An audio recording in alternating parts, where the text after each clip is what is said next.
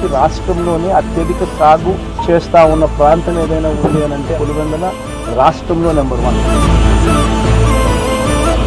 రోజు చూస్తే ఎంత దారుణమైన పరిస్థితి అని అంటే నెల కిందట 26,000 పలికిన రేటు ఈరోజు 9,000 రూపాయలు పడిపోయిన పరిస్థితి చూస్తూ ఉన్నాం.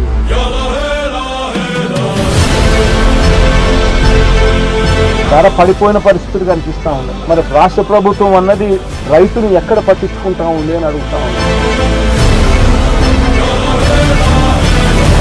మిర్చి పంట అయినా అదే పరిస్థితి, ధాన్యం కొనుగోలైనా అదే పరిస్థితి, పెసర పరిస్థితి అదే, శనగల పరిస్థితి అంతే, మినుముల పరిస్థితి అంతే, కందుల పరిస్థితి అంతే. ఏ పంటకు ఈరోజు కనీస గిట్టుబాటు ధర రాని పరిస్థితిలో ఈరోజు రైతున్న వ్యవసాయం చేస్తూ ఉన్నారు. ఈ ప్రభుత్వం మీద ఒత్తిడి తీసుకొచ్చే కార్యక్రమం జరిగేందుకే చేసేందుకే ఈరోజు నా ఈ పర్యటన.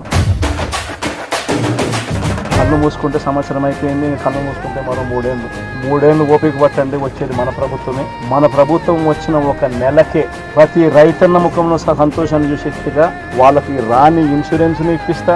ఇవ్వడమే కాకుండా ప్రతి రైతన్నకు 2023లో ఏ రకంగా ప్రతి రైతన్నకు 50,000 రూపాయలు మళ్ళా ఇచ్చినట్టుగా ఆ డబ్బు కూడా మళ్ళా ఇచ్చే కార్యక్రమం కూడా ఖచ్చితంగా రైతన్నకు వైఎస్ఆర్సీపీ పార్టీ తరఫున నష్టపోయిన రైతన్నలకు కూడా ఖచ్చితంగా పార్టీ అంతో ఇంతో, అధికారంలో మనం లేము, ప్రతిపక్షంలో మనం ఉన్నాం, అంతో ఇంతో చేసే కార్యక్రమం మాత్రం ఖచ్చితంగా చేసే కార్యక్రమం ఖచ్చితంగా చేస్తాం.